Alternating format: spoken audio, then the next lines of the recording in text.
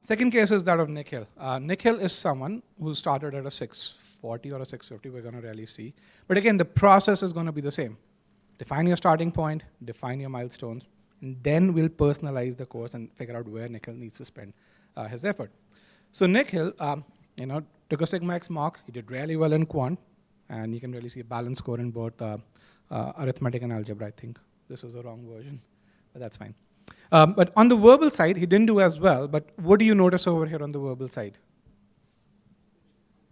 Sentence correction is really good, yes. CR and RC, a lot of work. Sentence correction is really, really good. And that's the power of defining those milestones up front.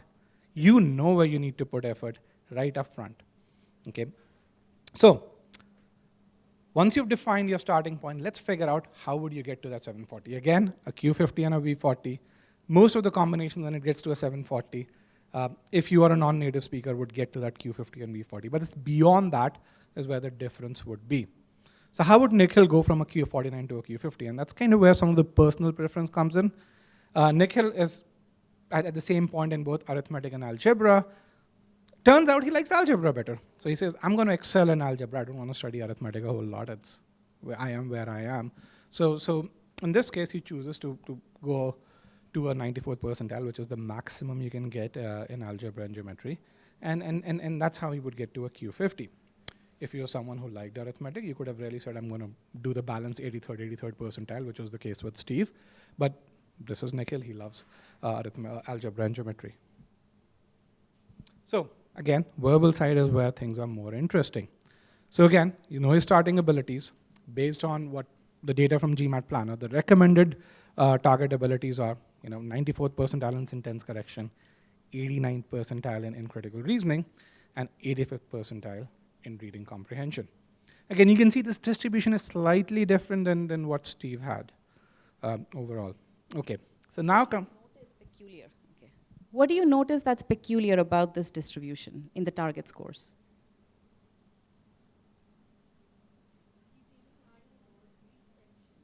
He's aiming high in all three sections, yes. What else?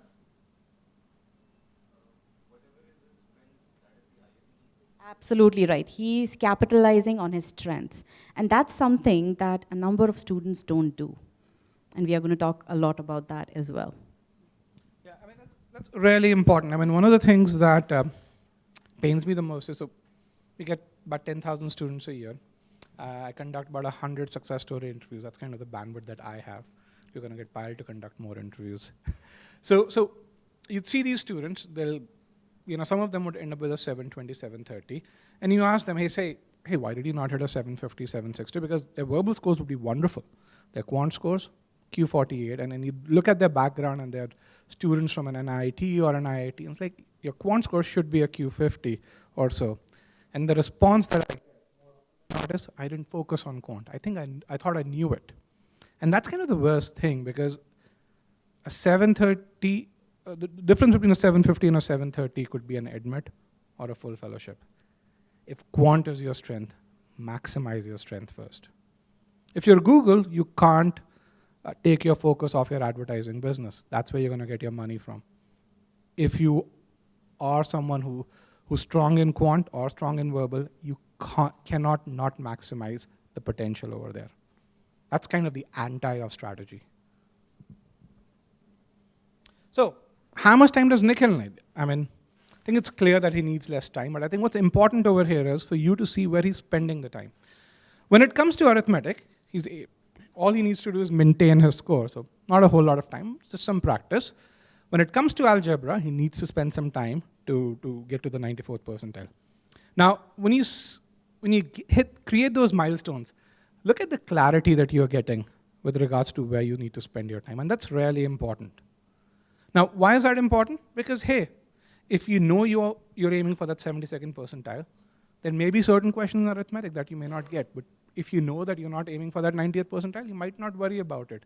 Rather, focus your time on subsections where you need to worry about. Okay. Similarly, you can see a lot of time, or a major chunk of time is being spent on CR and RC. In fact, 2/3 of his prep time is being spent on CR and RC. And if you're Nikhil, that clarity is important. Why is that clarity important? What happens when we prepare? If you've been studying for 50 hours, what is the itch that you get? How many of you really say, man, how much have I improved? Anyone? Put in 50 hours and said, man, I want to figure out, did I hit that 700 mark? If you know you need those 60 hours to improve in critical reasoning, you're going to be able to address that edge. You're going to really say, I know this is the amount of effort I need. I need to put in that effort. And on sentence correction, I understand why I was able to get through the course really quickly, why I was able to skip a good chunk of the course, but in critical reasoning, I'm not going to do that. Why? Because my starting score is low. So let's go back to the third piece. We've quantified our starting abilities, we've defined our milestones. Let's figure out how Nikhil is going to personalize his course. And to do that, I'm going to show you a chart, and this is probably a really important chart. If you were to take one thing from this presentation other than the planning piece, that will be this chart. So when you think about learning and ability, how we build ability, we kind of do these 4 steps. We learn the concepts that we need to learn, then we master application. Now, even when you have mastered application, most of you will not hit that 90th percentile. There will be certain gaps, and you'll have to do that refinement. And after mastering application, after completing the course, you'll have to figure out what those areas are, and then you're going to refine to perfection. And once you've hit, you're around that 5 percentile of your ability score, that's when you're going to just practice a bit to maintain that performance. Okay. So, can we do the animation?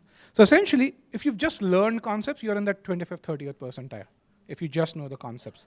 And as you get better at applying those concepts, your percentile or your ability score improves. This is the same SCCR and RC numbers that we were showing over there.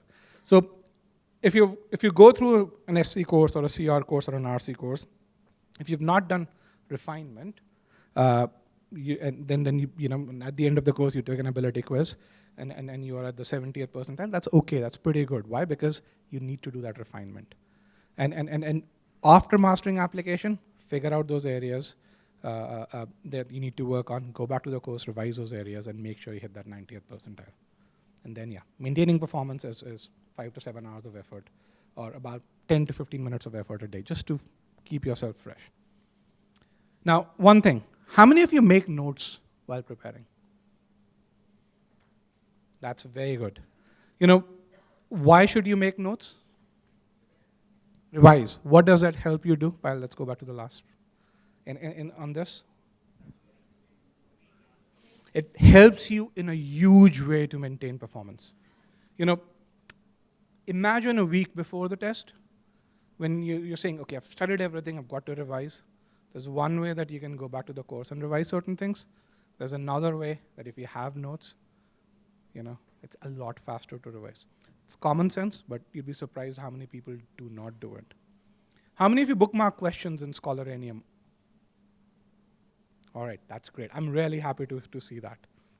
I hope I get success stories from all of those who raise their hands. And I hope to talk to you guys in the future.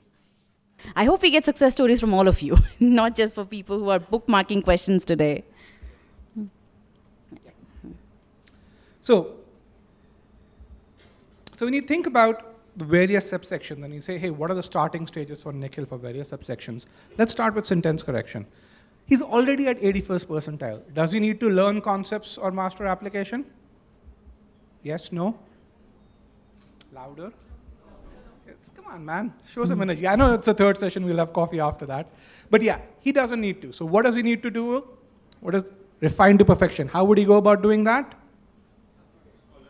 Scholaranium. Yes, he'll go to Scholaranium first, take a couple of ability quizzes, take a couple of custom quizzes, look at the analytics, figure out the areas that he's weak in, fix those areas by going to the course then, and then do that. For people who said application file, Nikhil should have already gone through those application files because he's already mastered application. Probably has already gone through. Yeah, because he's mastered application. Yeah. So for critical reasoning, what do you think is the case? Learn concepts, yes. Master application, again, he'll hit that 70th percentile, 60th percentile. Figure out the areas that he's weak in, and then, so get to perfection, and then maintain. Reading comprehension, just the same. Why? Because you see the starting percentile in the bracket below. Now, for arithmetic, what does he need to do? Maintain performance. Remember, he was aiming for a 72nd percentile. Okay, so just do some practice. And then for algebra geometry, refine to perfection. And then maintain performance. And again, this one chart is something that you should have after that 2 hours and 15 minutes of planning. So Sigma X mock and that planning and GMAT planner. It's really important. Why? Because during your preparation, you will be tempted to do other things. If you have this chart, it'll remind you. And it's that focus that will help you get to that 740 score. There's a reason why only 3 percentile of students get to that 740 score. It's not about the resources. It's not about the amount of hours. It's about the focus and the will to actually grind it out.